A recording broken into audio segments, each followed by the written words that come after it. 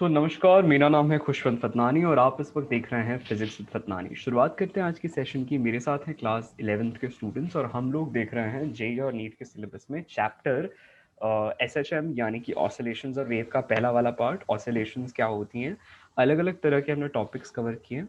Coming to the very kind of real plain phenomena, यानी कि जो रियल लाइफ में एसएचएम किस तरह से होता है उसके ऊपर थोड़ा सा नज़र डालते हैं।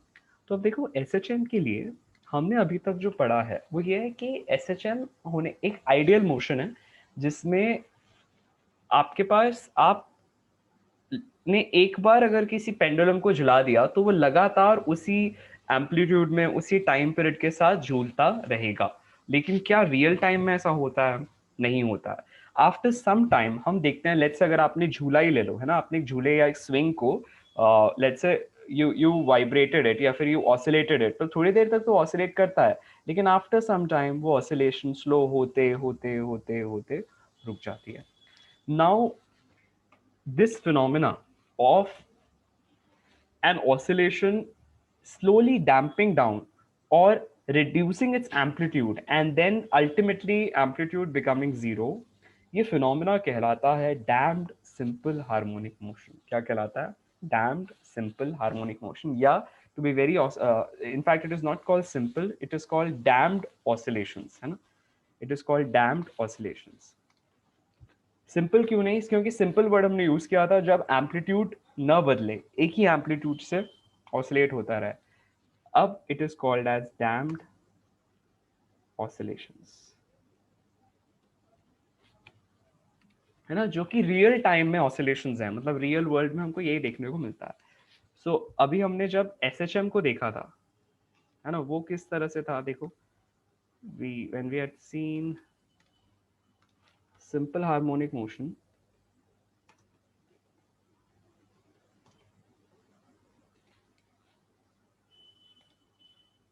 वो इस कुछ डायग्राम बनाते हैं, देखो वो अभी इस तरह से था। This is how the particle, अगर आप डिस्प्लेसमेंट वर्सेस टाइम का ग्राफ बनाते तो कभी साइन तो कभी कॉस, तो इस तरह के कर्व्स आते थे, है ना। लेट्स से मैं साइन ले रहा हूँ, ठीक है। So amplitude was not changing, right, it was one and the same.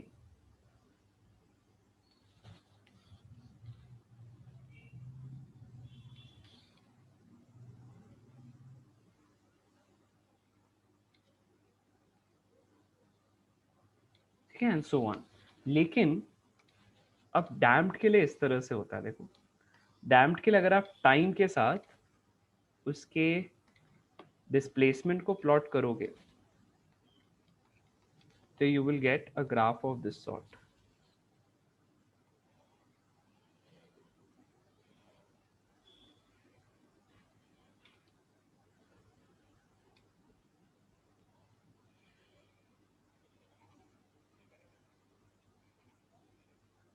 Amplitude धीरे धीरे धीरे धीरे देखो घट रहा है, मतलब पार्टिकल अगर इस तरह से है तो पहले वो यहाँ जाएगा, फिर वापस जाएगा शायद, फिर थोड़ा कम दूर तक जाएगा, फिर ऐसा, फिर ऐसा, फिर ऐसा, फिर ऐसा, फिर and slowly slowly slowly slowly slowly slowly, ना इधर ना इधर, रुक जाएगा। ठीक है, तो the oscillations are dying out, इसे कहते हैं dying out oscillations or dampening of amplitude, है ना। क्यों होता है ऐसा? यहाँ पर जो आपके पास फोर्सेस काम कर रहे होते हैं, that is just a restoring force जो उसको वापस अपनी मेन पोजीशन पे खींचना चाहता है ना, हमारे सिंपल हार्मोनिक मोशन के लिए। लेकिन अगर आप देखते हो for a damped simple harmonic motion, या जिसको अपन डैम्ड ऑसिलेशंस कहते हैं, कई बार इसको डैम्ड एसएचएम भी कहते हैं, ठीक है। तो ऐसे केस में the forces which are acting on the body are not just the restoring force but also the damping effect force जिसकी वजह से damping आ रही है, and that is given by minus kV। जैसे यहाँ पर फोर्स डिस्प्लेसमेंट पे डिपेंड कर रहा है ना, यहाँ पे फोर्स वेलोसिटी पे डिपेंड कर रहा है।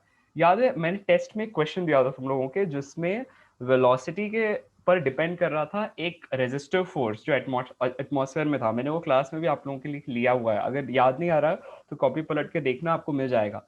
एक ऐसा फोर्स जो वेलोसिटी के इनवर्सली प्रोपोर्शनल है, मतलब अगर ऑब्जेक्ट सपोज यहाँ जाना चाह रहा है, ठीक है, तो वो वाला फोर्स ऑलवेज ऑब्जेक्ट के अगेंस्ट काम करेगा, फोर्स के लाइक ऑब्जेक्ट की वेलोसिटी के अगेंस्ट काम करेगा ऐसा. So if the object is going towards right, force will act towards left, है ना.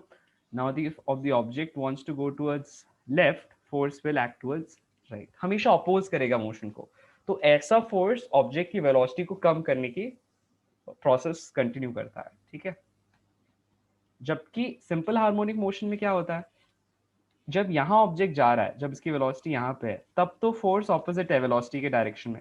लेकिन जब ऑब्जेक्ट वापस आ रहा होता है टुवर्ड्स द मेन पोजीशन, तो वेलोसिटी भी लेफ्ट की तरफ है और फोर्स भी उसी डायरेक्शन में. तो ये वाला फोर्स कभी वेलोसिटी को सपोर्ट करता है, कभी अपोज करता है. लेकिन ये वाला force F is equal to minus k v, ये हमेशा वेलोसिटी को अपोज करता है. क्या ये बात समझ पा रहे हो, है ना. इस वजह से डैम्पिंग इफेक्ट आ जाता है, ठीक है. इस वजह से डैम्पिंग इफेक्ट आ जाता है.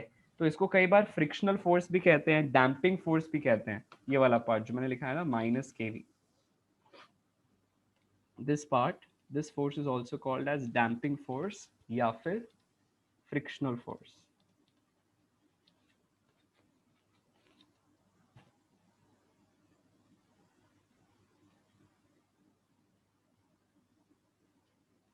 डैम्पिंग और फ्रिक्शनल फोर्स, ठीक है. अच्छा, जब हमने इसके लिए डिफरेंशियल इक्वेशन लिखा था, याद करो कौन सी डिफरेंशियल इक्वेशन आई थी. यहाँ पर m इंटू ए लिख दिया था, है ना, is equal to minus k x. तो इसी को क्या लिख सकते हैं, m into d v by d t. और d v by d t को क्या लिख सकते हो, d by d t of v x, यानी कि d two x by d t square, ठीक है, is equal to minus k x. अगर माइनस के एक्स को यहाँ ले आओ तो इक्वेशन क्या बनेगी, m d two x by d t square plus k x is equal to zero. इसको कहते हैं differential equation for simple harmonic motion. कोई बड़ी चीज नहीं है, देखो मैंने बस फोर्स को इस फॉर्म में लिखा है, ए की जगह d two x by d t square आ गया. Double differential of displacement is acceleration. अगर यही काम यहाँ करोगे तो क्या हो जाएगा, देखो, you will have m into acceleration that is a is equal to minus k x minus k v, है ना. अब हम लोग क्या कर सकते हैं, v की जगह लिख सकते हैं dx बाई डी टी. अरे ये तो जानते ही हो, v is dx by d T. a कैसा होता है, dv बाई डी टी होता है कि नहीं. और v को हम क्या लिखते लेते हैं, dx बाई डी टी. इसीलिए a कैसा हो जाता है, d two x by d t square. कर दो यहाँ पे सब्सटीट्यूशन सब लोग, देखो क्या आता है, बताओ मुझे. m into d two x by d t square, right, plus k into d x by d t, right. तुम चाहो तो दोनों जगह k मत रखो, एक को कुछ k डैश ले लो, है ना. कुछ भी दूसरा वेरिएबल ले सकते हो, b ले सकते हो, k डैश ले सकते हो, व्हाटएवर. तो plus k dash dx by dt plus kx is equal to zero. तो दिस वन इज कॉल्ड, जो अभी हमने डिराइव किया, differential equation for damped oscillations. This one is differential equation for simple harmonic motion. कई बार exam में आ जाता है, डिराइव करो, है ना. तो वही रहा आपके सामने. इसका सोल्यूशन क्या आया था हमारे पास, सोल्यूशन मतलब x की वो वैल्यू जो इस इक्वेशन को सेटिस्फाई करेगी. x is equal to a sine omega t plus five, ये तो हमको याद ही है. और अगर आप इसको सॉल्व करना चाहोगे तो x की वैल्यू आएगी, x इज इक्वल टू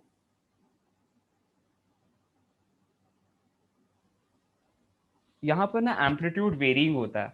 तो you can write, let's say a whatever, let's say cos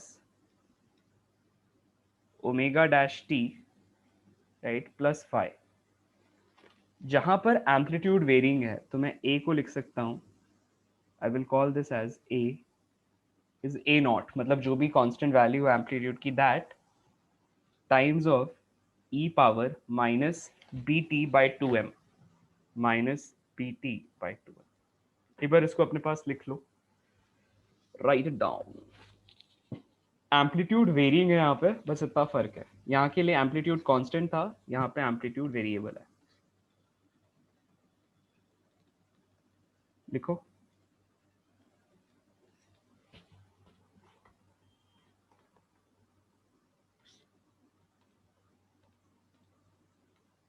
जैसे ही हो जाए तो हैंड रेज करो.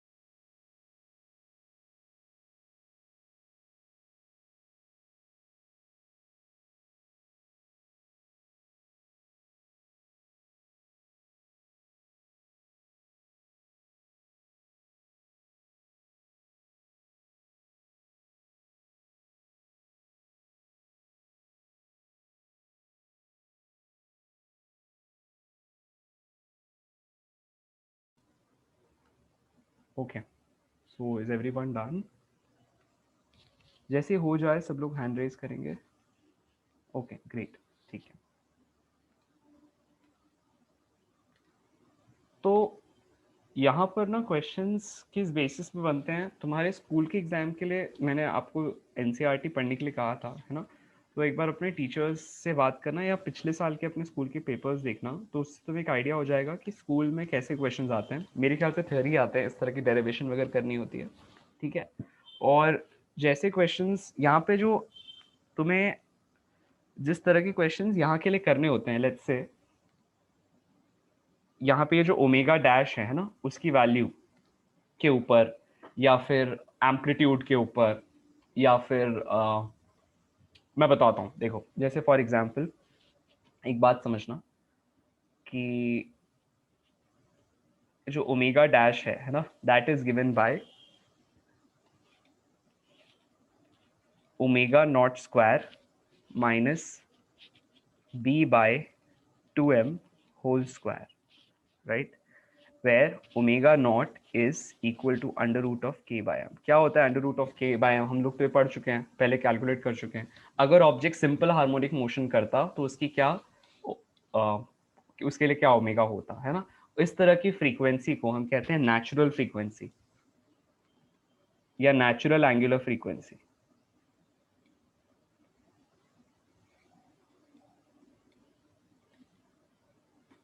Natural angular frequency,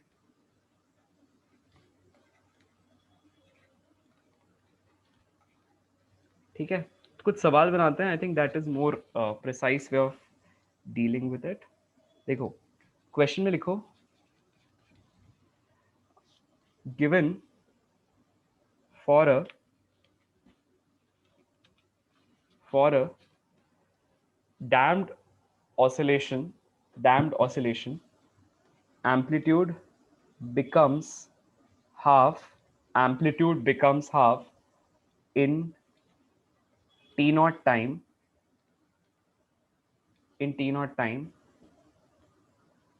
in how much more time in how much more time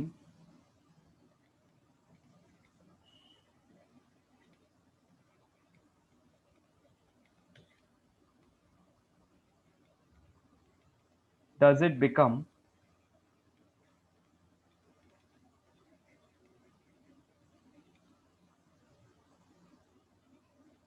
a by 4, मतलब 1/4 of its actual initial value, ठीक है। तो जो a नॉट था वो a नॉट बाई 2 हुआ इन t नॉट टाइम। तो आपको बताना है a नॉट बाई 4 और कितना समय लगेगा होने में, ठीक है। This is the question. कैसे बनाओगे देखो, तो सबसे पहले एम्पलीट्यूड की इक्वेशन क्या होती है, अभी अभी हमने देखा a is equal to minus a is equal to a naught, मतलब मैक्सिमम एम्पलीट्यूड। ये मैक्सिमम एम्पलीट्यूड है, देखो जहां पर ये इनिशियली था ऐसा। इसके बाद फिर ये कम होता चला गया, है ना। So a naught into e power minus b t by 2m। m क्या है, उसका मास, राइट। और b क्या है, b इज बेसिकली दिस वाली वैल्यू जिसको मैंने k डैश लिखा है ना, दैट इज b। तो आप लोग चाहो तो यहाँ पर b लिख सकते हो जहाँ जहाँ k डैश है, या इस b की जगह k डैश लिख सकते हो ऐसा, ठीक है, आपके ऊपर है। So this b is equal to k dash, ये वाला, ठीक है। कांस्टेंट है ना, जो डैम्पिंग फोर्स लग रहा है उसका कांस्टेंट है, ठीक है। तो अब क्वेश्चन में हमें ये पता है, ये एक्सप्रेशन आप लोगों को याद रखना होगा, ठीक है, कि टाइम के साथ एक्सपोनेंशियली एम्पलीट्यूड वेरी कर रहा है। तो अगर मैं एम्पलीट्यूड को, राइट, एम्पलीट्यूड को प्लॉट करना चाहूंगा तो इस तरह का कुछ प्लॉट बनेगा। एक्सपोनेंशियल प्लॉट सबने सीखे हैं ना अपन ने क्लास में, ऐसे होते हैं ना। तो एम्पलीट्यूड ऐसे घटता है विद टाइम, ये ए है, ये टी है, एक्सपोनेंशियली, ठीक है। इनिशियल वैल्यू ए नॉट है, इनिशियल वैल्यू ए नॉट है at t is equal to 0, और फिर धीरे धीरे घटता चला जाता है, ठीक है। ये एक्सपोनेंशियल कर्व है, एक्सपोनेंशियल। एग्जाम में आ जाता है ऐसा डायरेक्ट कई बार, ठीक है। डिक्रीज, चलो ट्राई करो, कैसे करोगे। ए से कितना हो जाता है, a naught in t naught time, तो डालो वैल्यूज। ये हो जाएगा ए नॉट, है ना, बाय 2, यहाँ आ जाएगा a naught e power b by 2m, कोई बहुत बड़ा नंबर नहीं है, कांस्टेंट है एक, तो उसको माइनस सम वैल्यू लेके चलो, लेट्स से माइनस कुछ भी, लेट्स से लैम्डा, ठीक है, तो minus lambda t some constant, ठीक है, और टी की जगह क्या डालना है, टी नॉट, क्योंकि टी नॉट टाइम लगा हाफ होने में, क्या हो जाएगा, कैंसिल आउट ये और ये, ठीक है, तो कैसा आ गया, half is equal to e power minus lambda t naught. अब क्या करना है, अब इसको ए नॉट बाय 4 बनाना है, ठीक है, तो ए नॉट बाय 4 टोटल कितने टाइम में होता है वो देख लेते हैं, ए से a naught by 4, a naught से ए नॉट बाय 4 टोटल कितने टाइम में होता है वो चेक करते हैं, so let's say lambda into t, ठीक है, कितना आ जाएगा, 1/4 is equal to e power minus lambda t, ठीक है, अब क्या करें, ई बाय 4, 1/4 यहाँ पे, ठीक है, अब हम लोगों को ये समझ में आ रहा है, ये जो आ रहा है ना, this is time taken for a naught to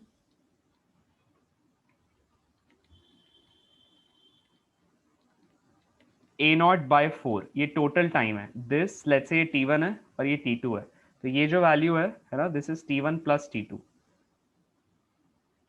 so t1 plus t2, ठीक है, इज दिस, ठीक है, और जो t1 है वो क्वेश्चन में कितना दिया है, मतलब यहां से यहां तक का टाइम t नॉट दिया हुआ है क्वेश्चन में, ठीक है, क्लियर हो रहा है सबको, हमको क्या पूछा जा रहा है, t2 पूछा जा रहा है, ये यहां से यहां तक का टाइम, और कितना फर्दर टाइम लगेगा कैलकुलेट करने में, तो बस अब आसान है, अब तो कुछ करना ही नहीं है, क्वेश्चन में आसान है कि नहीं, ये वाली टी निकालो, यहाँ से टी नॉट निकालो, आंसर आ जाएगा। कोई बता सकता है कैसे निकालेंगे, किसी को पता है, सोच के बताओ, एनीवन, कौन बता सकता है, वो लोग हैंड डाउन करो, who can tell, bring your hands down, कि यहाँ से टी कैसे निकालेंगे in terms of lambda, let's say, देखूं,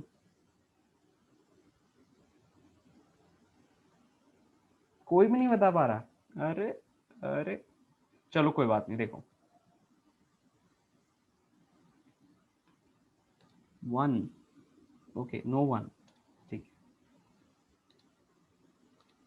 एक काम कर सकते हो, देखना, हाँ, यहाँ जो एक्सप्रेशन आया था उसको फिर लिखते हैं 1/4 is equal to e power minus lambda T,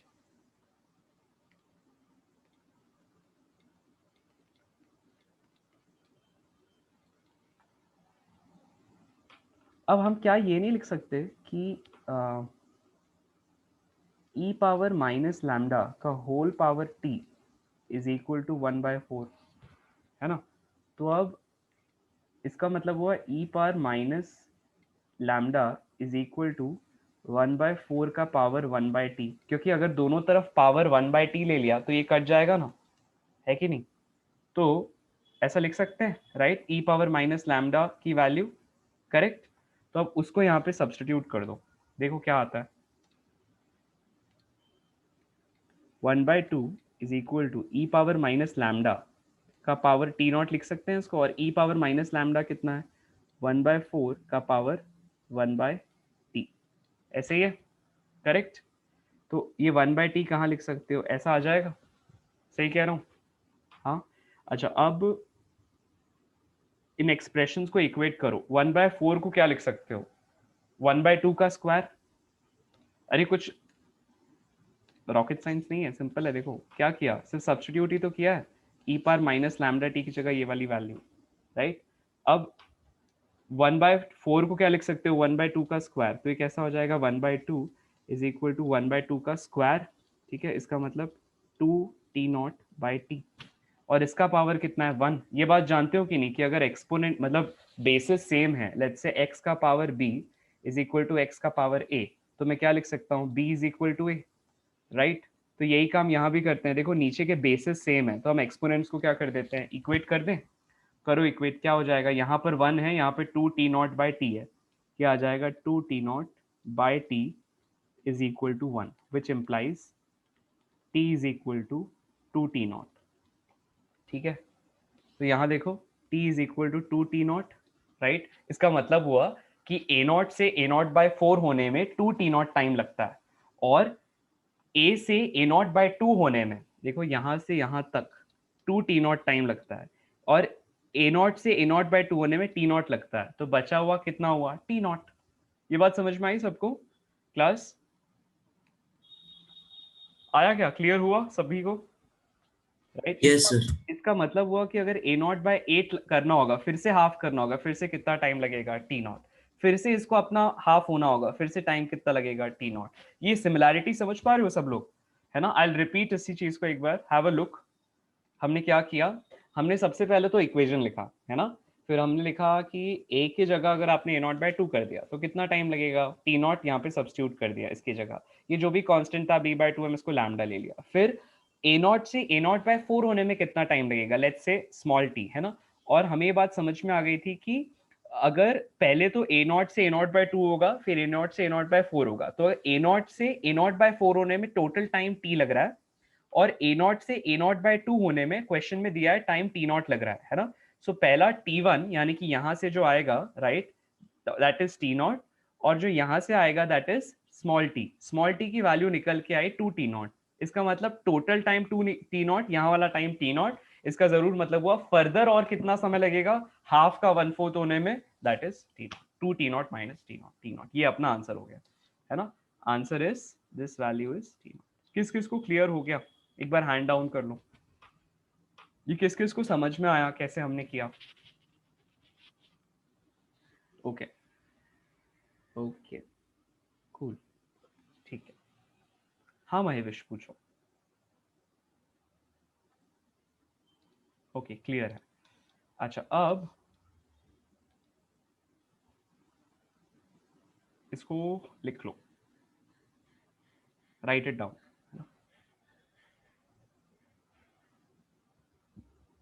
next page पे एक बात, एक और भी लिखना।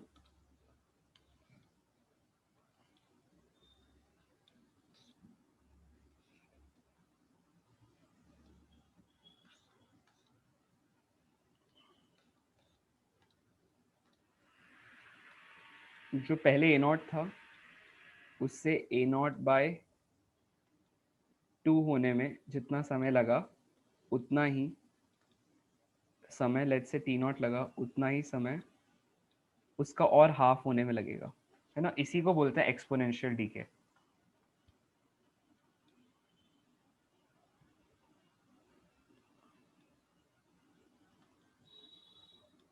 And so on.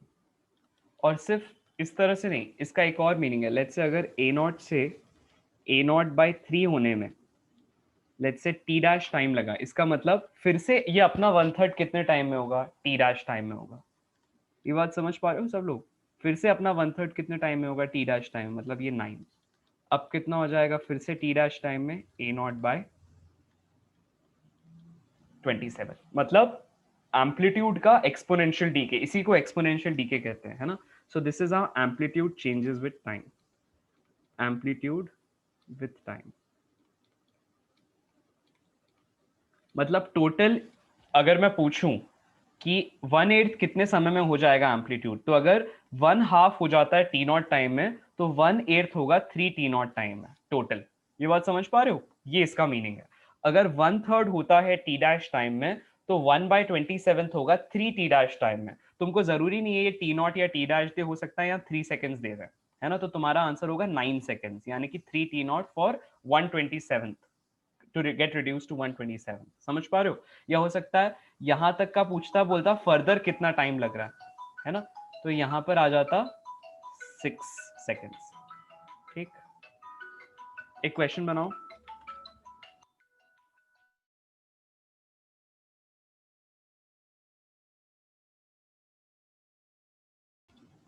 अभी हमने ये वाला एक और क्वेश्चन देखा जहाँ पे कैसे एनर्जी वन फोर्थ हो रहा था अपना, तो कितने टाइम के अंदर एनर्जी, या फोर टी नॉट टाइम के अंदर एनर्जी कितने टाइम्स हो जाएगा। तो यहाँ से हमने प्रूव किया कि जैसे एम्पलीट्यूड एक्सपोनेंशियली डीके हो रहा है, जब मैं यहाँ पर एम्पलीट्यूड का टाइम के टर्म्स में एक्सप्रेशन डाल दूँ, तो ये समझ में आता है कि एनर्जी भी एक्सपोनेंशियली डीके हो रही है। तो अगर क्वेश्चन में दिया जा रहा है कि टी नॉट टाइम में वो अपना वन फोर्थ हो गई, तो फिर से अगले टी नॉट टाइम में फिर इसका वन फोर्थ, फिर इसका वन फोर्थ, इस तरह से होती चली जाएगी। आई होप क्लियर है। तो आंसर आया कि 1 2 4 मतलब 4 टी नॉट टाइम के अंदर वो अपनी ओरिजिनल वैल्यू की ई नॉट बाय 4 टाइम्स हो रही है। आगे देखते हैं।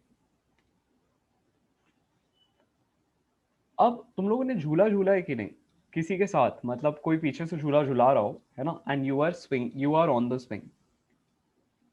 किस तरह का मोशन होता है ये? तुम्हें कोई स्विंग कर रहा है क्या, एक बार स्विंग कर देता है? नहीं, तुम बोलते हैं झुलाते रहो, कीप पुशिंग द स्विंग, ताकि तुम्हारा झूला रुके ना। ये करते हैं। अब इसी कॉन्सेप्ट, इसी फिनोमेना को हम कहते हैं फोर्स्ड ऑसिलेशन। क्या कहते हैं? Forced oscillation.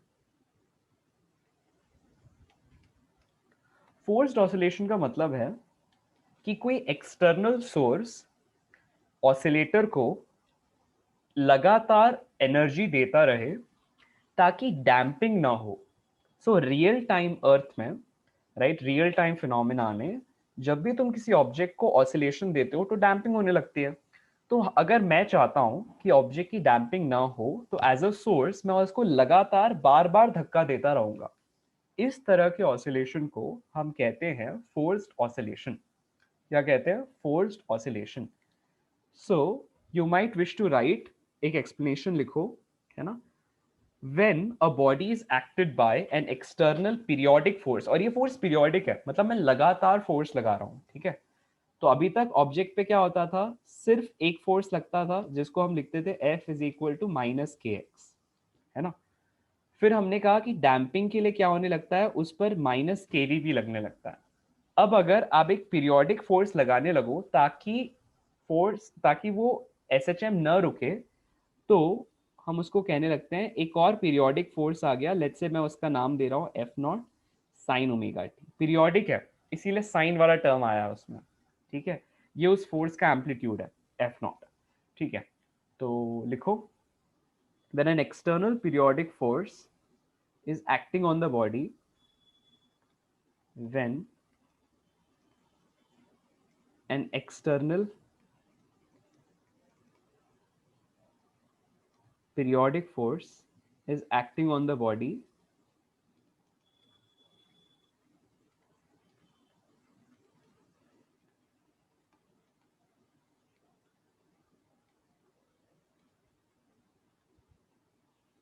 ठीक है, acting on the body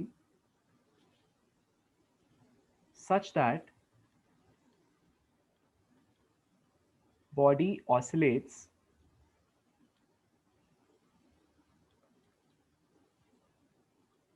such that the body oscillates with the frequency of applied force, with the frequency of applied force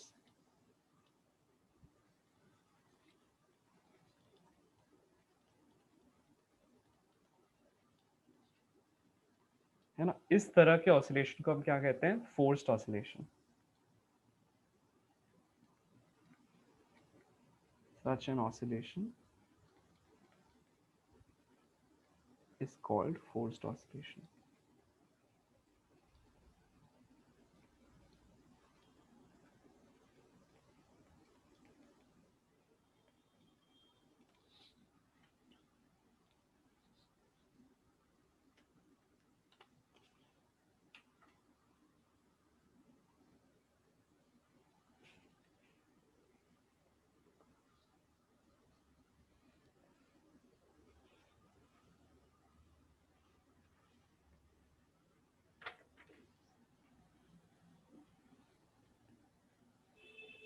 तो आप चाहो तो यहाँ लिख सकते हो, ये जो माइनस के एक्स है ना, this is the restoring force.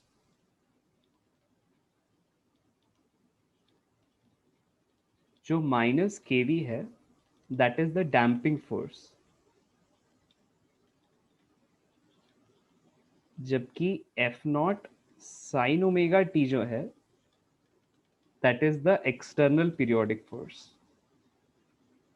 जैसा, और इसका एग्जाम्पल देना कि स्विंग पर हो तुम, ठीक है, और यहाँ कोई बैठा है, राइट, और तुम स्विंग को पीछे से धक्का दे रहे हो, ठीक है। You are swinging the swing and somebody let's say is sitting on the छोटा सा बच्चा बैठा है एंड यू स्विंगिंग, ठीक है। So this is an example of forced oscillation. External periodic force is F naught sin omega t. ठीक है, एक बार लिख लो इसको।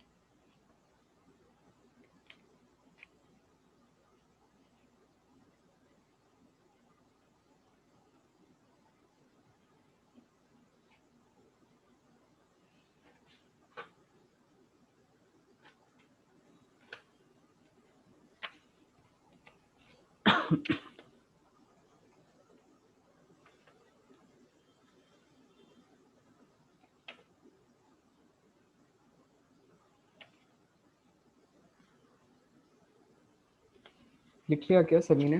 क्लास हो गया? एक बार जैसे ही हो जाए तो हैंड रेज करो।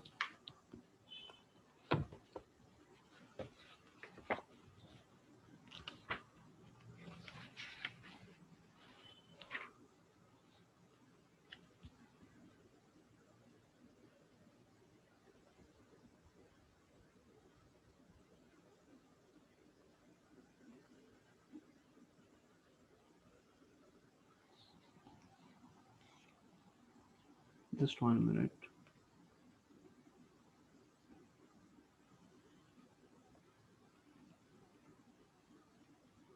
ओके, हो गया क्लास?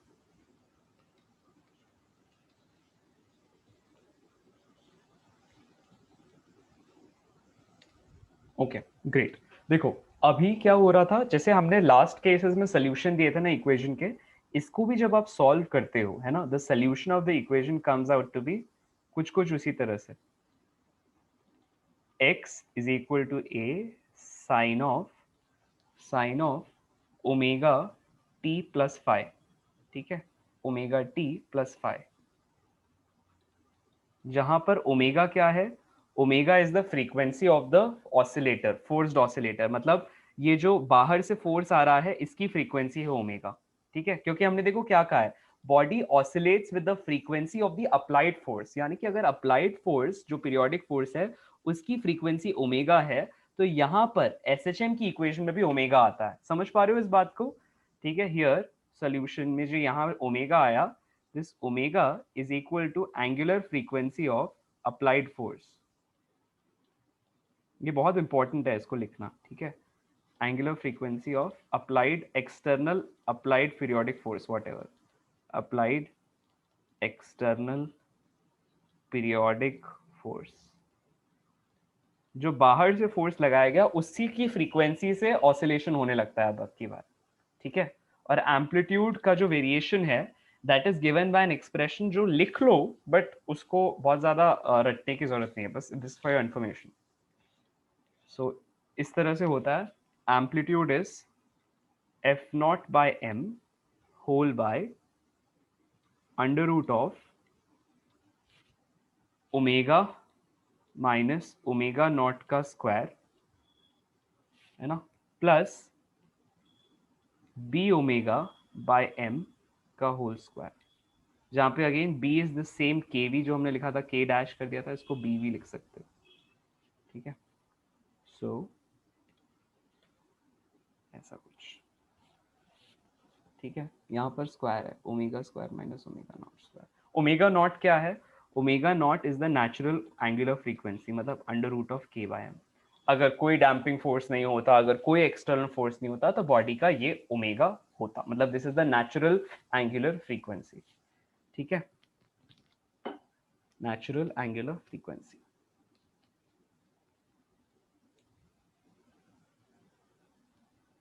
सर डाउट्स लेते हैं, रुको कार्तिक है, पहले लिख लो।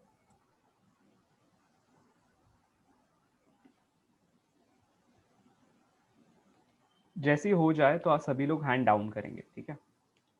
Yes.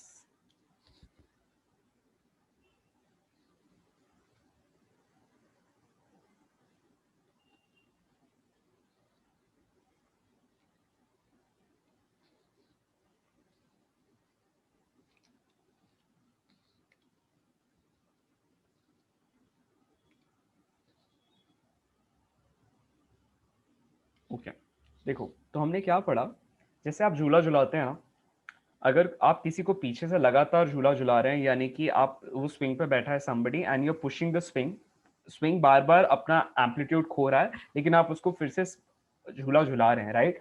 So such kind of oscillations are called as forced oscillations. ये उसका इक्वेशन है, this is the restoring force, मतलब इसमें एसएचएम भी है, इसमें डैम्पिंग भी है, आपने एक और एक्स्ट्रा फोर्स ऐड कर दिया which is f naught sine omega T, इनसे मिलाकर, है ना, अब जो फोर्स लग रहा है that is total force acting on the body.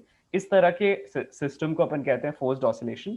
जैसे पिछले केस में हम लोग अलग अलग एम्पलीट्यूड और जो भी सॉल्व करके x is equal to a sine omega t plus five, ये सब से इक्वेशन निकालते थे, अब भी कुछ कुछ वैसा ही होगा, लेकिन अब की बार जो ए आएगा, है ना, that amplitude will B this one, ठीक है? ये चीज जो है, इसको ऐसा समझो ये एक अंडरस्टैंडिंग है, मतलब थोड़ा रिगरस प्रोसीजर है यहाँ तक पहुंचने का, इसीलिए ये चीज नहीं कराई जाती है 11th 12th स्टैंडर्ड में। अगर आप बीएससी इन फिजिक्स करोगे तो आपको ये समझाया जाता है, ठीक है? How how did this come into existence, right?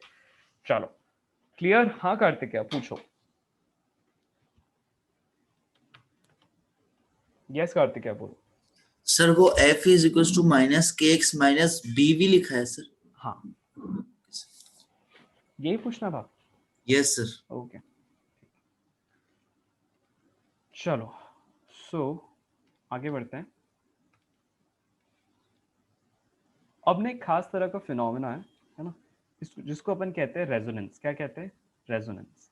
Resonance क्या होता है, आप लोगों ने शायद ये पढ़ा हो कि जैसे लेट्स से जब सोल्जर्स मार्च कर रहे होते हैं ना ब्रिजेस पे खासकर, तो उनको कहा जाता है कि आपको बहुत नॉर्मल पेस से चलना है, अपनी रेगुलर, जैसे सोल्जर्स को जो वॉक कराया जाता है, एक रिदम होता है ना उनकी वॉकिंग में, ऐसा बोलते हैं वो रिदम तोड़ दो। क्यों तोड़ दो? बिकॉज हर ऑब्जेक्ट की एक नेचुरल फ्रीक्वेंसी होती है। नेचुरल फ्रीक्वेंसी मतलब अगर उसको एक फोर्स मिल गया, राइट, जिससे वो उसने ऑसिलेट करना शुरू कर दिया, लेट्स से एक पेंडुलम है, तो वो लगातार कुछ देर तक बिना रुके ऑसिलेट करता रहेगा, है ना? तो इस तरह की फ्रीक्वेंसी को अपन नेचुरल फ्रीक्वेंसी कहते हैं। तो हर एक ऑब्जेक्ट की अपनी नेचुरल फ्रीक्वेंसी होती है, जो ब्रिजेस होते हैं, है ना, उनकी भी अपनी एक नेचुरल फ्रीक्वेंसी होती है, ठीक है? So let's say there is some bridge, right, जिसकी अपनी नेचुरल फ्रीक्वेंसी है, और इस पे बहुत सारे सोल्जर्स मार्च कर रहे हैं। तो उनके मार्चिंग से, मतलब जब वो थंप करते हैं, उनके जो सोल्स हैं, शू के जो सोल्स हैं, जब वो थंप करते हैं पूरे सरफेस के साथ, और ये सोल्जर्स आगे बढ़ रहे होते हैं, सो व्हाट हैपेंस इज उनके अंदर से बहुत सारी एनर्जी कहाँ जा रही है?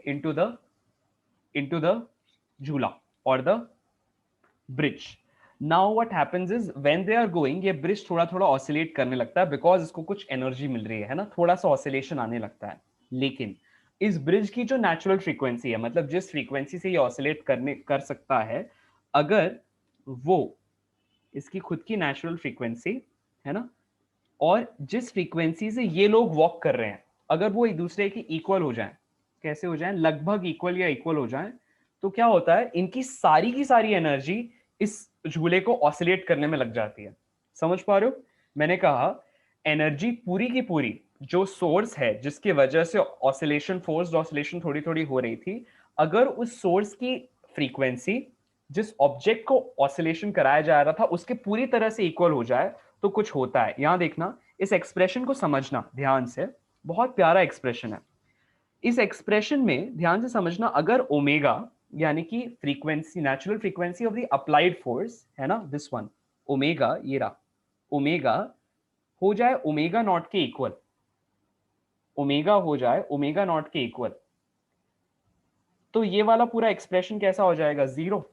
हाँ या ना? तो अगर तुम डिनोमिनेटर को जीरो करके कम कर दे रहे हो, मिनिमम बना दे रहे हो, क्योंकि इस डिनोमिनेटर की मिनिमम वैल्यू कब होगी? खुद ही सोचो, कैसे मिनिमम कर सकते हो? इसको चेंज नहीं कर सकते, इसको नहीं कर सकते, इसको नहीं कर सकते, है ना। सो लेट्स से अगर तुमने डिनोमिनेटर को मिनिमम बनाना है तो इस वाले एक्सप्रेशन को जीरो कर दो, इसको तो जीरो नहीं कर सकते, है ना, तो इसको जीरो कर दो। अगर इसको जीरो कर दिया तो डिनोमिनेटर मिनिमम हो जाएगा। इसका मतलब क्या हुआ, ये पूरा फ्रैक्शन कैसा हो जाएगा, मैक्सिमम। इसका मतलब क्या हुआ कि जैसे ही ओमेगा और ओमेगा नॉट यानी कि frequency of the applied force and natural frequency of the system एक हो जाए, when omega and omega naught become equal to each other, amplitude कैसा हो जाना चाहिए, मैक्सिमम, क्योंकि डिनोमिनेटर कैसा हो चुका है, मिनिमम। क्या ये बात क्लियर हो रही है? क्या ये कॉन्सेप्ट समझ में आ रहा है? हैंड रेज करना अगर यस। कि when denominator becomes minimum the entire fraction becomes maximum। ये किसको समझ में आ रहा है? जैसे let's say when a is equal to a naught let's say whole by x plus 5, तो इस डिनोमिनेटर को की मिनिमम वैल्यू क्या होगी, 5 होगी कि नहीं, जब आप x को कैसा कर दोगे, 0। तो अगर डिनोमिनेटर मिनिमम वैल्यू पे पहुंच गया, इसका मतलब पूरा का पूरा फ्रैक्शन कैसा हो जाएगा, मैक्सिमम। ये इसका अंडरस्टैंडिंग है। समझ पा रहे हो, रिलेट कर पा रहे हो? मैं एग्जांपल देके समझा रहा हूँ। जिसको क्लियर हो रहा है वो लोग हैंड रेज करेंगे। डिनोमिनेटर जब मिनिमम होगा पूरा फ्रैक्शन मैक्सिमम हो जाएगा। क्लास क्लियर हो रहा है तो हैंड रेज करेंगे। ठीक है, हो रहा है, ओके। सो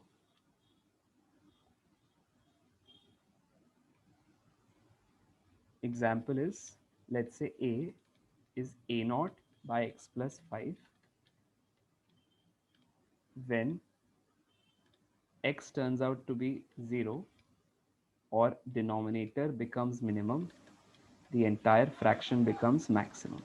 ठीक है, ओके। तो यहां पर भी वही होता है, व्हेन अप्लाइड फ्रीक्वेंसी या अप्लाइड फोर्स की फ्रीक्वेंसी, अप्लाइड फ्रीक्वेंसी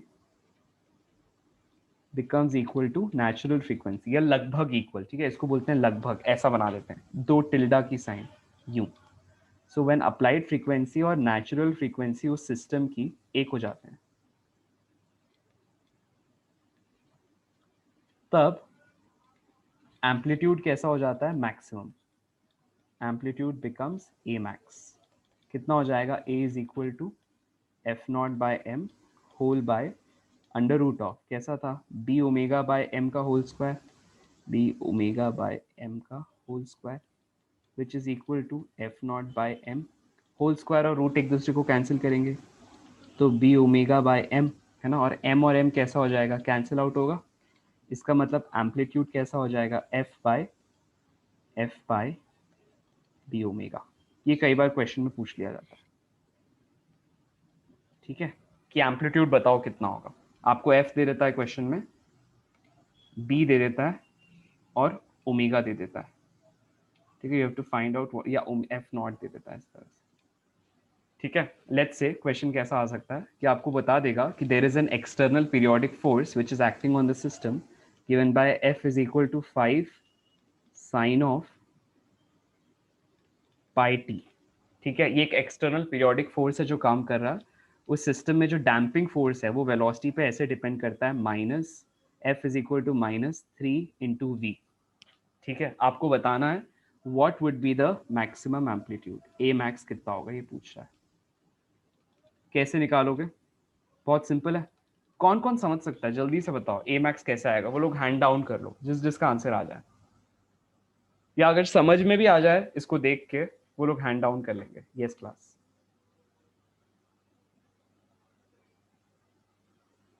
देखूं कौन कौन कर पाता है। अरे वाह, अरे वाह, क्या बात है। देखो एफ नॉट क्या है, फोर्स का एम्पलीट्यूड, ओमेगा क्या है, जो फोर्स लगाया गया उसकी नेचुरल उसकी फ्रीक्वेंसी, और बी क्या है, डैम्पिंग फोर्स का constant, damping force constant.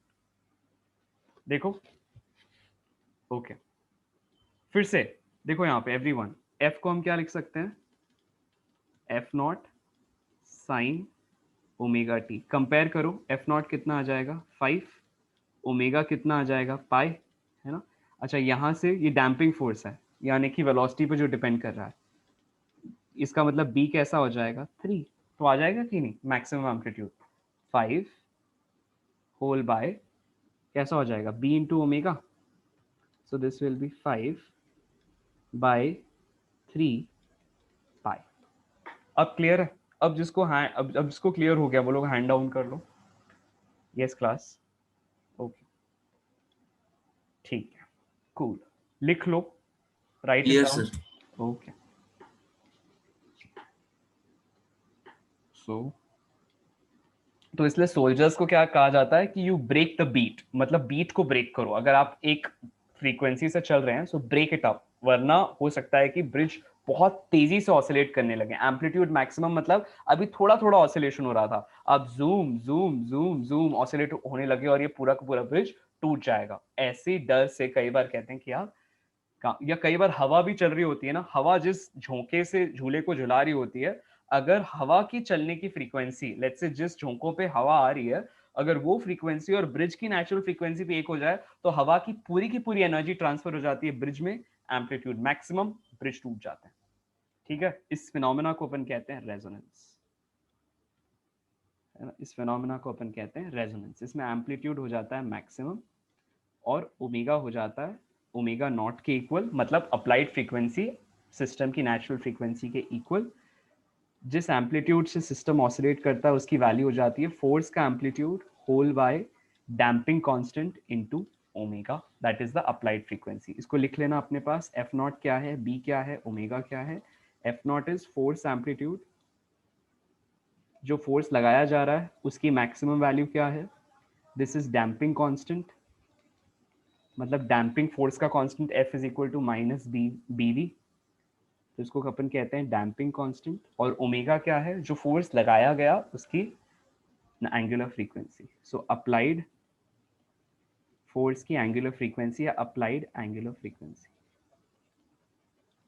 Omega angular frequency ये तो अब तक सीख चुके हो, ठीक है, बस वो अप्लाइड फोर्स की फ्रीक्वेंसी है।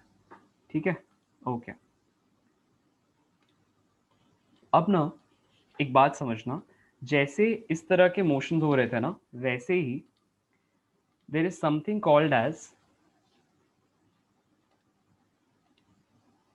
जैसे हमने फिजिकल पेंडुलम देखा था ना,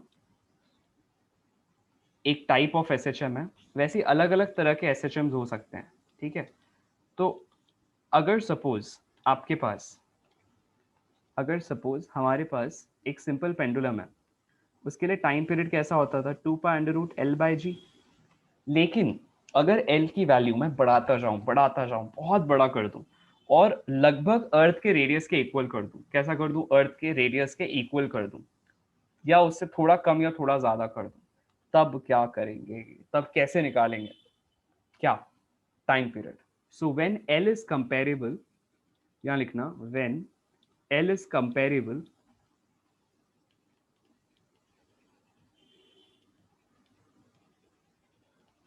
to r, that is radius of the earth. ये हाइपोथेटिकल है, ऐसा कोई पेंडुलम एक्चुअली नहीं होता, मैं हम अज्यूम करते हैं, अगर होगा तो क्या होगा। तो कुछ फिजिक्स से जवाब निकल के आता है कि that time period is given bye 2 π√1/g times of 1/L plus 1/r। ठीक है, लिख लो। लेट्स से अगर मैं कहूं कि r is l is very very small then r, तो अगर l वेरी वेरी स्मॉल है ना, इसका मतलब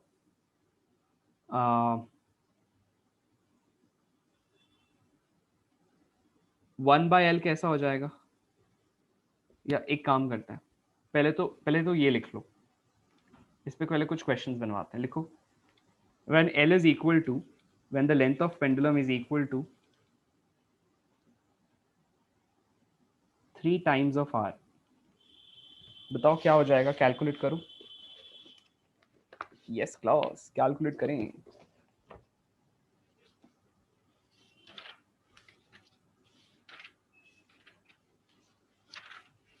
जैसे ही आ जाए तो बताना क्या आता है आंसर।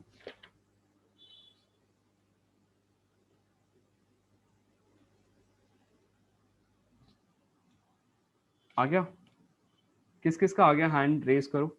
टाइम पीरियड बताना है, t is equal to 2 π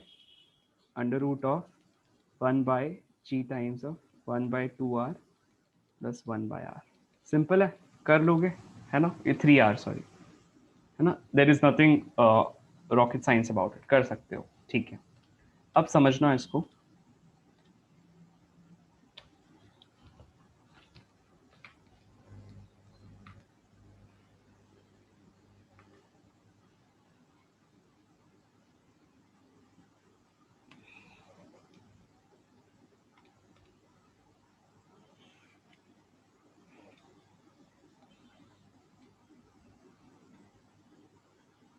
ठीक है। अब इसमें केसेस देखो, सपोज L की वैल्यू, है ना, is very very less than R, ठीक है। तो हम क्या कह सकते हैं कि 1/L is much much greater then 1/R। तो टाइम पीरियड के फॉर्मूला में जो हमने लिखा था 2 pi under root of 1/g times of 1/L plus 1/R में 1/L 1/R से बहुत बड़ा है, मतलब आप 1/R को क्या कर सकते हो, इग्नोर। जब दो क्वांटिटीज में a plus b is equal to some value है ना, तो when a is much much much greater than b, let's say ये 1 है और ये है 0.0000001, तो आंसर जो आ रहा था, क्या मैं लगभग इसको 1 ही नहीं लिख सकता हूँ, राइट? इसका मतलब लगभग a ही नहीं आ गया आंसर, करेक्ट? तो उसी तरह से जब दो क्वांटिटीज में एक बहुत बड़ी होती है और दूसरी बहुत छोटी होती है, तो आप छोटी वाली क्वांटिटी को हटा सकते हो। तो यहाँ पर 1/L बहुत बड़ा है ना, इसका मतलब 1/R बहुत छोटा है, तो उसको हटा दो, अज्यूम कर लो कि वहाँ है ही नहीं। तो अब टाइम पीरियड क्या आ जाएगा, t is equal to 2 pi under root of L/g होगा, क्योंकि डिनोमिनेटर का डिनोमिनेटर क्या बन जाता है, न्यूमरेटर, राइट? ठीक है, ये हो गया एक केस। दूसरा केस देखो, अगर जो L है, let's say that value is very very large, even larger than the radius of the अर्थ, मतलब एक ऐसा पेंडुलम है जो 2 3 4 अर्थ को माप लेता है, ठीक है। सो ऐसे पेंडुलम के लिए L की वैल्यू इन्फिनिटी है, मतलब 1/L कैसा हो जाएगा, 0। 1/L 0 हो जाएगा, मतलब उसके लिए टाइम पीरियड कैसा हो जाएगा, 2 pi under root of 1/g times of 0 plus 1/r। इसका मतलब time period will be t is equal to 2 pi under root of r/g, ठीक है। अब अर्थ का जो रेडियस होता है ना, दैट इज 6400 किलोमीटर्स, ठीक है। इसको मीटर में कन्वर्ट करना, g की वैल्यू को 9.8 या 10 ले लेना, ठीक है, और कैलकुलेट करना कि कितना आता है इन मिनट्स, चेक करना, ठीक है। पहले सेकेंड्स में आएगा ऑफ कोर्स आंसर, फिर उसको मिनट्स में कन्वर्ट करना, ये किलोमीटर को याद से मीटर में कन्वर्ट करना, ठीक है, इंटू 10 पावर 3 लेके फाइंड आउट करोगे, ये होमवर्क है, ठीक है। पहले सेकेंड्स में आंसर निकालो, फिर उसको मिनट में कन्वर्ट करो, ठीक है। Your answer should be 84.6 minutes, ठीक है।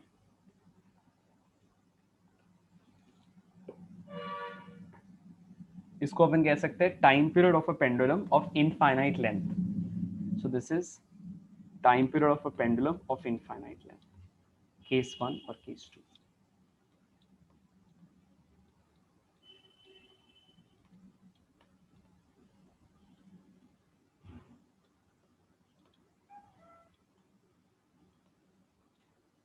ठीक है, आगे बढ़े। देखो, एक और छोटी सी चीज समझना कि कई बार क्या होता है, इस तरह का कुछ फिगर दे दिया जाता है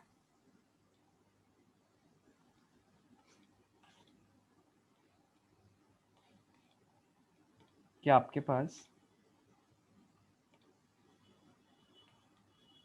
एक ट्यूब है, ठीक है, वी शेप्ड ट्यूब है, और हमको कहते हैं कि उसमें आपने पानी भर रखा है, ठीक है।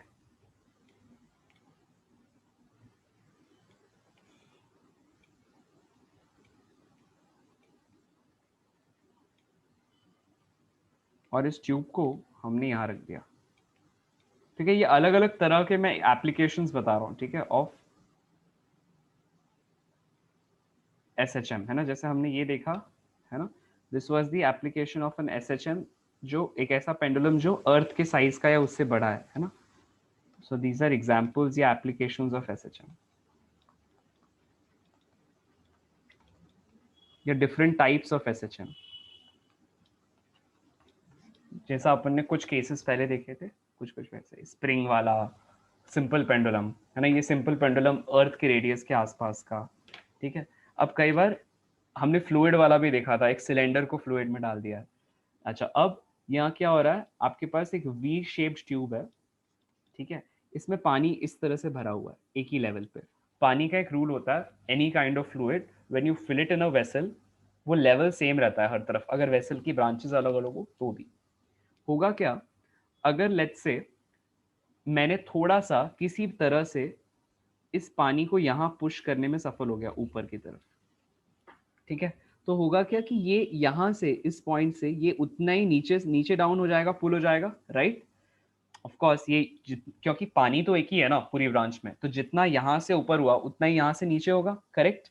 तो अब की बार पानी का लेवल यहाँ पर x से ऊपर उठा, यहाँ पर x से नीचे आ जाएगा, ऐसा यहाँ से x से नीचे आया तो यहाँ x से ऊपर हो जाएगा, करेक्ट करेक्ट। तो जो मैंने येलो से बनाया वो पानी का इनिशियल लेवल है, जो ब्लू से बनाया वो पानी का फाइनल लेवल है, ठीक है। मतलब दिस ऑसिलेट करने के बाद ये x से नीचे आया तो वो x से ऊपर चला गया, करेक्ट। तो अब होगा क्या कि आपके पास लेट्स से ये वाला एंगल हमने θ1 लिया हुआ है, या लेट्स से एक को अल्फा लेते हैं एक को बीटा लेते हैं, ठीक है। लेट्स से ये अल्फा दिया हुआ है और ये बीटा दिया हुआ है। तो समझना ध्यान से,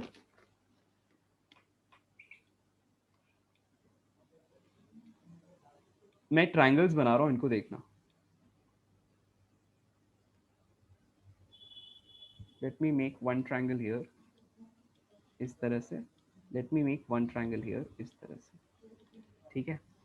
मैं अगर इस पॉइंट पर, यहाँ पर और यहाँ पर प्रेशर देखना चाहूँ तो एक जैसा होना चाहिए, क्योंकि pressure at the same level in any liquid is any fluid is same. ये अपन कब पढ़े हैं, ये 9th 10th में पढ़ाया जाता है, राइट। एक लेवल पर प्रेशर सेम होता है। सो लेट्स से ये वाला लेंथ, लेट्स से जिससे डिस्प्लेसमेंट हुआ एक तरफ वो x है, दूसरे तरफ भी उतने से हुआ x, ठीक है। एक तरफ एंगल कैसा है अल्फा और दूसरे तरफ एंगल कैसा है beta, right.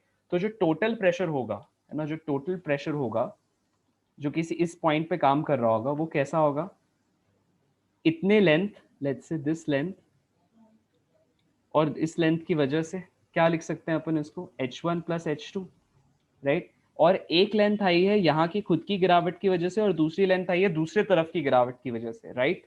So I can write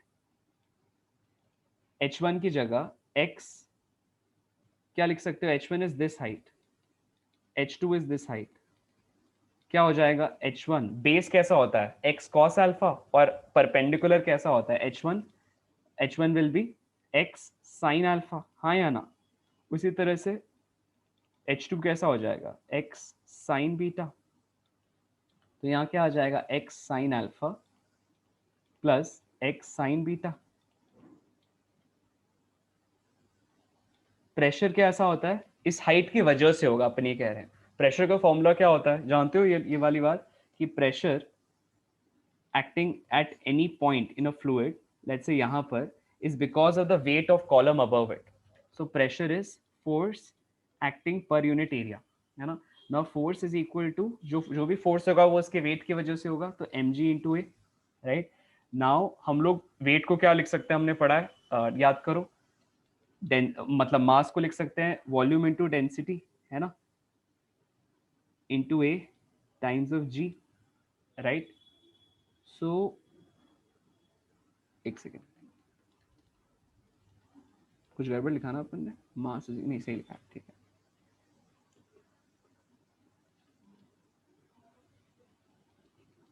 हाँ ये पर यूनिट एरिया ना, ठीक है, this is per unit area, ठीक है, a पावर -1, ठीक है। तो हम क्या लिख सकते हैं, volume rho g by a। अब वॉल्यूम अपॉन एरिया को हम क्या कह सकते हैं, हाइट, तो उसकी वजह से प्रेशर कैसा आ जाता है h rho g। Pressure due to any liquid column at any base of height h and liquid की डेंसिटी बीइंग रो, इसको आप रो एल मान लो अगर ज्यादा आसान करना है तो pressure can be given as h rho ji.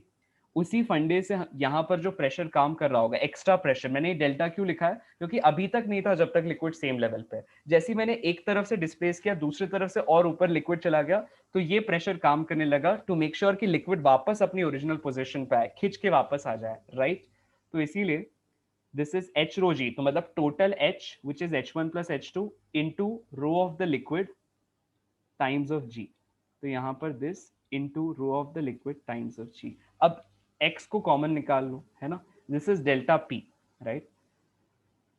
So delta p, so this comes out to be x sin alpha plus sin beta times of rho l into g। ठीक है, अब फोर्स क्या होता है, फोर्स होगा pressure into area, क्योंकि pressure is perpendicular force acting on a given area, तो force कैसा होगा, प्रेशर इनटू एरिया, राइट। तो हम क्या लिख सकते हैं, जो एक्स्ट्रा प्रेशर डेवलप हुआ, जो लिक्विड को नीचे खींचकर लेकर आना चाहता है एक ब्रांच में, that into area of cross section. तो हम क्या लिख सकते हैं यहाँ पर, लेकिन वो नीचे खींच के ला रहा है, मतलब force is acting in the opposite direction of displacement. अगर एक्स ऊपर की तरफ हुआ था तो फोर्स नीचे काम कर रहा है, इसलिए मैं साइन कैसे लगा सकता हूँ, माइनस। तो यहाँ पे आएगा minus a sine alpha plus sine beta into rho l, मतलब density of the liquid, times of g times of x. क्या ये फॉर्मूला कुछ जाना पहचाना नहीं है, बिल्कुल है सर, ये तो एसएचएम का फॉर्मूला है, क्योंकि ये सारी की सारी वैल्यूज कांस्टेंट हैं। तो इक्वेशन बन के आ रही है f is equal to minus k x. एक बार ही आ गया तुम्हारे पास, के आ गया तो तुम टाइम पीरियड लिख सकते हो। टाइम पीरियड कैसा होता है, t is equal to 2 pi under root of m by k होता है कि नहीं, हाँ एम बाई के होता है, या फिर क्या करते हो, t is equal to 2 pi by omega, correct. तो उसी एक्सप्रेशन से फाइंड आउट करो कि इस केस में टाइम पीरियड कितना होगा, ठीक है। ये अगला होमवर्क है, ठीक, कूल। क्या करोगे, f is equal to m a, है ना, फिर और ऐसे आगे बढ़ते जाओगे, राइट। कैलकुलेट करो, देखो क्या आता है, मैं लिखूं कि करोगे, चलो ट्राई करो, है ना, लिख भी सकते हैं, वैसे कुछ है नहीं। T is equal to 2 pi under root of m by k आ चुका है, a sine alpha plus sine beta. मैं चाहता था कि तुम लोग बार बार डिराइव करो तो आदत हो जाए, लेकिन कोई नहीं, ठीक है, राइट। क्लियर है सभी को, ये पूरा है ना, दिस इज एंटायर, राइट। तो ये टाइम पीरियड आ गया, कूल। तो इसी तरह से अगर आपने लेट्स से एक यू शेप्ड पेंडुलम ले लिया, या यू शेप्ड एक यू ट्यूब ले ली, ठीक है, उसमें यही काम कराया, तो पहले हमने ट्यूब के लेंस में जो पानी भरा हुआ था, या ट्यूब का जो आर्म्स थे, ऐसा अज्यूम किया था कि वो थीटा एंगल पे है बेस के साथ। देखो यहाँ पे हमने अज्यूम किया था यहाँ पर कि ये थीटा एंगल पे है। अगर मैं एक यू ट्यूब ले लूँ तो आर्म्स का डायरेक्शन क्या हो जाएगा बेस के साथ, देखो ऐसा कुछ यू ट्यूब ले लें, ठीक है, इस तरह से,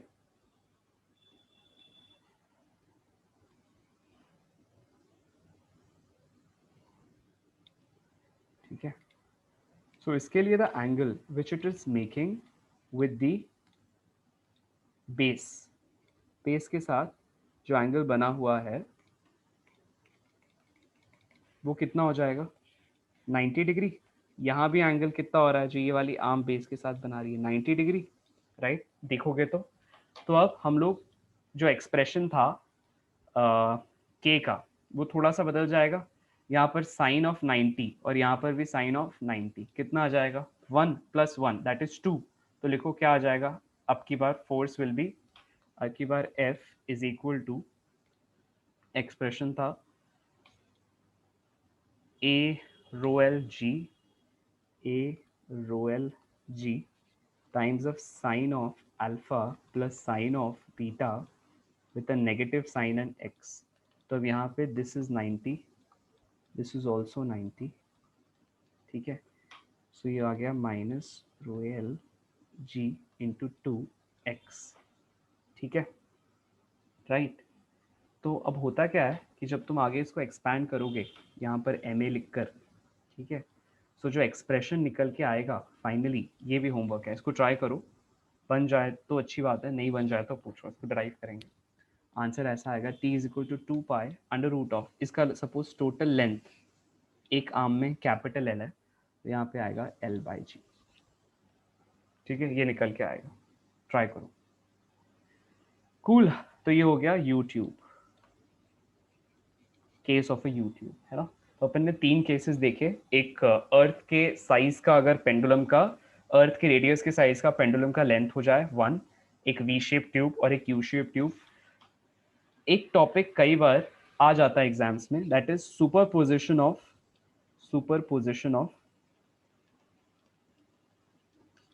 टू SHMs, 2 SHM का सुपरपोजिशन। इसमें भी 2 केसेस बनते हैं, या तो वो दोनों SHM एक ही डायरेक्शन में हो रहे हो या परपेंडिकुलर डायरेक्शन में हो रहे हो। ठीक है, लेट्स से अगर हमारे पास SHMs जो हैं वो दोनों एक ही डायरेक्शन में हो, तब क्या करोगे, और जब दोनों ऑपोजिट लाइक परपेंडिकुलर डायरेक्शंस में हो, एक x के अलॉन्ग हो एक y के अलॉन्ग हो, तो क्या करोगे। ठीक है, लेट्स से सेम डायरेक्शन में है,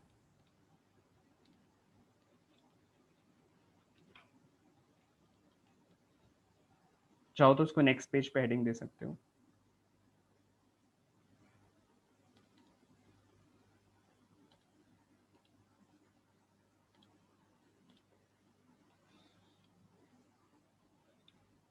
इसके ऊपर आपको कुछ क्वेश्चंस बनाने हैं आज ही, ठीक है, वरना भूल जाओगे। तुम्हारी बुक में मार्क कर लेना,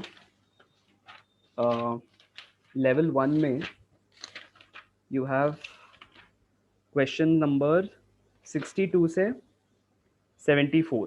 ठीक है, इसमें तुमको इसके ऊपर क्वेश्चंस मिलेंगे, इनको ट्राई करना है तुमको। ठीक है, ओके।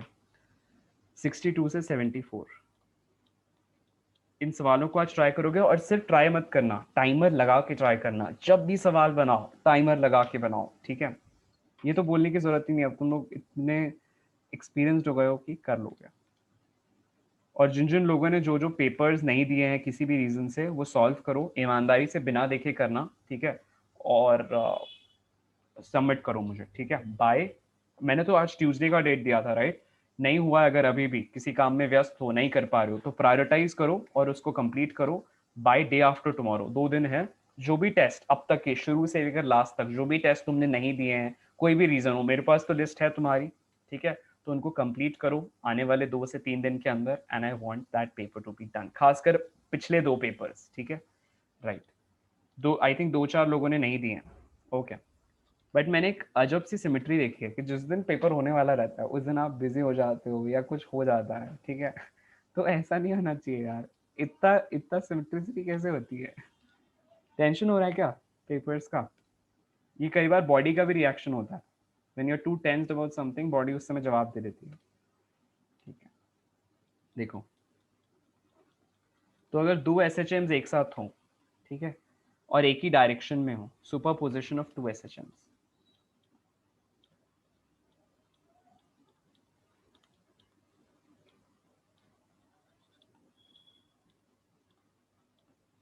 अगर सेम डायरेक्शन में हो, let's say one of them is given as x1 is equal to a sin omega t, और दूसरा वाला है x2 is equal to a sin omega t plus five. तो यहाँ पे जो फाइव है वो दोनों के बीच का फेज डिफरेंस है। क्यों? फेज डिफरेंस निकालने के लिए पहले इक्वेशंस का एक जैसे फॉर्म में होना जरूरी है। साइन साइन है, उसके बाद जो फाइव बचा वो फेज डिफरेंस कहलाता है। ठीक है, ये बहुत इंपॉर्टेंट पॉइंट जो मैंने अभी बताया। ठीक है, so five is the phase difference. Actually वो इनिशियल फेज है, actually five is initial phase, लेकिन अगर तुम दोनों को एक साथ देखोगे, x1 और x2 के बीच के फेज का डिफरेंस, क्योंकि एक में ओमेगा है, दूसरे मतलब ओमेगा टी है, और एक में ओमेगा टी प्लस फाइव, तो omega t plus five minus omega T कितना हुआ, हुआ कि नहीं five. So basically five is initial phase only for the second one. लेकिन अगर आप दोनों को एक साथ देख रहे हो तो फेज का difference is phase difference which is equal to omega t plus phi minus omega t which is equal to phi. हुआ क्लियर? इसीलिए इस फाई को इन दोनों के केस में अपन क्या कहेंगे, फेज डिफरेंस। जब आप सम करोगे दोनों को, है ना, दोनों को जब सम करोगे, तो मैंने याद है इस चैप्टर के शुरुआत में कुछ इक्वेशंस लिखाई थी, a sin omega t plus b sin omega T, कैसे उनको एक्सपैंड करते हैं। उनको एक्सपैंड करना, इक्वेशन ये निकल के आएगी, x is equal to, let's say अगर ये a1 है, ठीक है, और ये a2 है, सपोज ये a निकल के आती है, x is equal to a sin omega t plus theta, some value theta. ठीक है, तो अब ये फिर से एक एसएचएम बन जाता है, मतलब दो एसएचएम के मिलने से फिर से एक एसएचएम बन जाता है।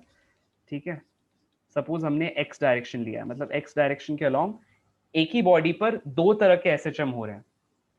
ठीक है, तो मतलब दो तरफ से रिस्टोरिंग फोर्स काम कर रहा है, ऐसा समझ लो, दो तरह के रिस्टोरिंग फोर्स एक ही बॉडी पर काम कर रहे हैं, तो ये एक एसएचएम बन के आता है, जहां पर एम्पलीट्यूड इज गिवन बाय, इसको सॉल्व कैसे करोगे, मैंने कुछ फॉर्मूलाज दिए थे चैप्टर की शुरुआत में, वहां देखना, a sin omega t plus b cos omega t, क्या फॉर्मूला होता है।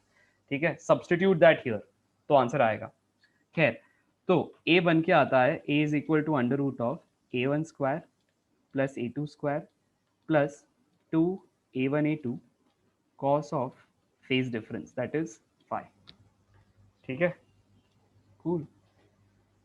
अब अगर फाई जीरो हो जाए, फाई कैसा हो जाए, जीरो, तो a कैसा हो जाएगा, under root of a1 square plus a2 square, correct.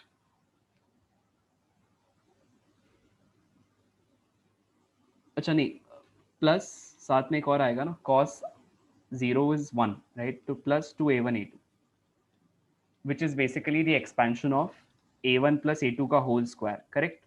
और उसके पावर में कैसा है, हाफ, मतलब क्या ऐसा आ जाएगा, net amplitude will be the sum of two amplitudes. अगर फेज जो दो एसएचएम एक साथ हो रहे हैं, दोनों का फेज डिफरेंस अगर जीरो है, तो कैसा आ जाएगा, net amplitude will be the summation of the two amplitudes, इन दोनों का सम। अगर दोनों का फेज डिफरेंस लेट्स से पाई हो जाए, तो कॉस पाई कैसा होता है, -1, तो एम्पलीट्यूड कैसा आ जाएगा, under root of a1 square plus a2 square minus 2a1 a2 which is again the expansion of a minus b का whole square is a square plus b square minus 2ab। याद है सभी को ये? तो यहाँ क्या होगा, a माइनस b का होल स्क्वायर, मतलब a1 माइनस a2 का होल स्क्वायर का power 1/2, that is a1 minus a2। मैंने यहाँ पर एब्सोल्यूट की साइन लगाया है कि जो भी बड़ा है उसमें से छोटा वाला सब्ट्रैक्ट कर लो। ठीक है,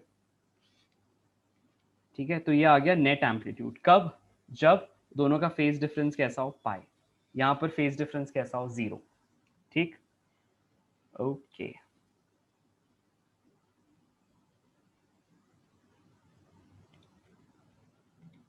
okay, right, so I believe this is about same direction. About perpendicular direction ना अलग अलग केसेस बनते हैं, ठीक है, और उनको अपन लिसाजूस फिगर कहते हैं। क्या कहते हैं, लिसाजूस फिगर। ये तुम्हारी बुक में दिया हुआ है इन डीसीपी ऑन पेज नंबर 468, अगर परपेंडिकुलर डायरेक्शन में हो तो।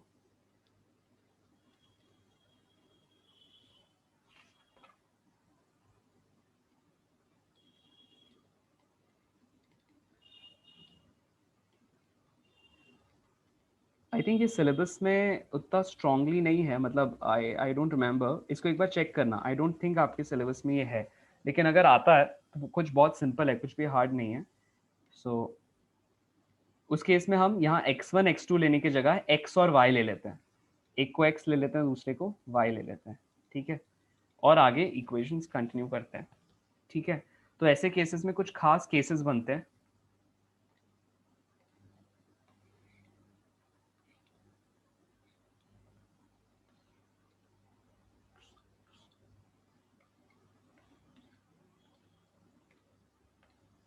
ठीक है, केस 1, ठीक है, केस 1, जो जनरल इक्वेशन होती है वो कुछ इस तरह से होती है।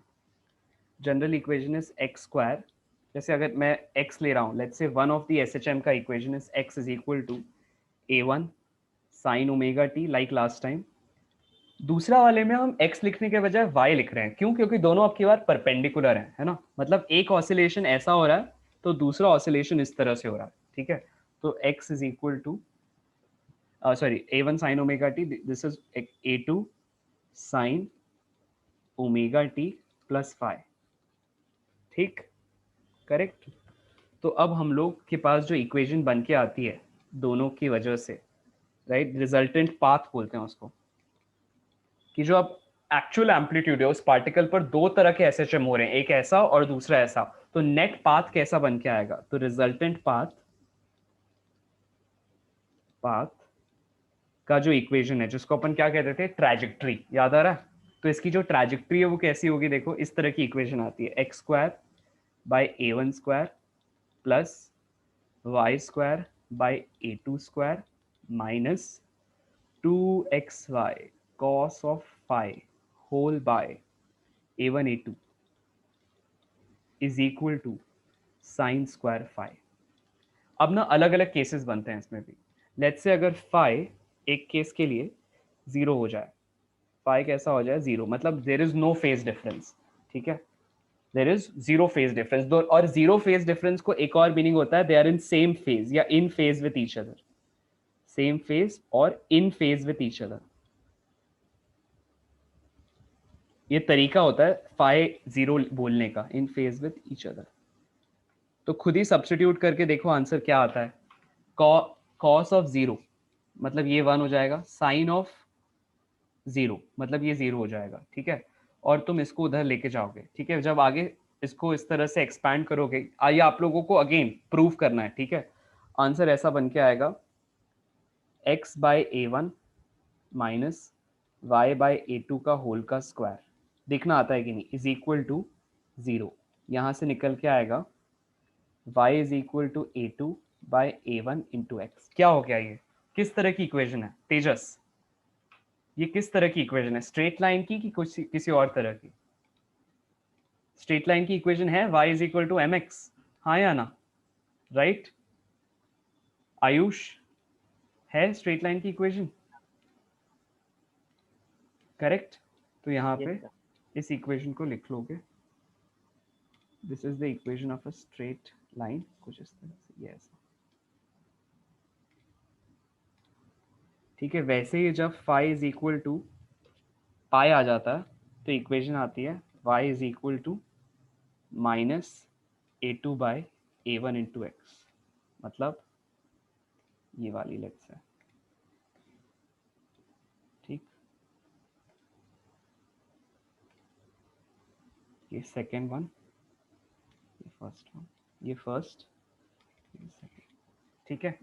तो इस तरह से दो इक्वेशंस आ गई, इसी को आप आगे एक्सपैंड करते चले जाओगे, right, and you will get other answers. Let's say जब यही लिख रहा हूँ, ठीक है, जब फाई की वैल्यू पाई बाई टू हो जाए, ठीक है, तो जो इक्वेशन निकल के आती है that is x square by a one square plus y square by a two square is equal to one, है ना, और इस तरह की इक्वेशन को हम कहते हैं इलिप्स, इलिप्स, ठीक है, ये ऐसा कुछ बन के आता है,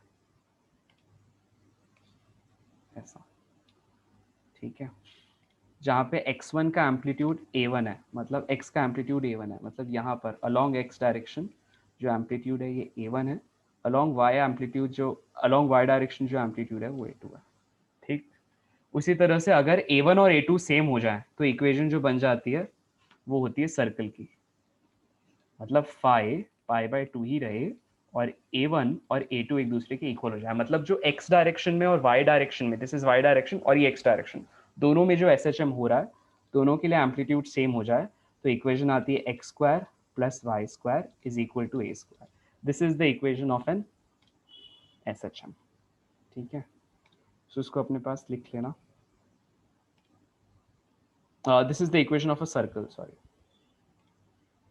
जो नेट या टोटल इक्वेशन आ रही है एक के लिए इलिप्स और दूसरे के लिए सर्कल, कब, जब phase difference pi by two है, एम्पलीट्यूड अगर अलग अलग है तो इलिप्स, अगर एम्पलीट्यूड सेम हो जाए तो equation will be that of a circle, मतलब दो एसएचएम के मिलने से जो नेट इक्वेशन बन के आती है, नेट पाथ होता है अगर परपेंडिकुलर डायरेक्शन में एसएचएम एक दूसरे से मिल जाए और फेज डिफरेंस एक हो, मतलब 0 हो फेज डिफरेंस, तो इस तरह से स्ट्रेट लाइन में, अगर पाई हो तो इस तरह से स्ट्रेट लाइन में, अगर फेज डिफरेंस π/2 हो और एम्पलीट्यूड अलग अलग हो तो एम्पलीट्यूड इलिप्स, और अगर फेज डिफरेंस π/2 हो और एम्पलीट्यूड सेम हो जाए तो सर्कल।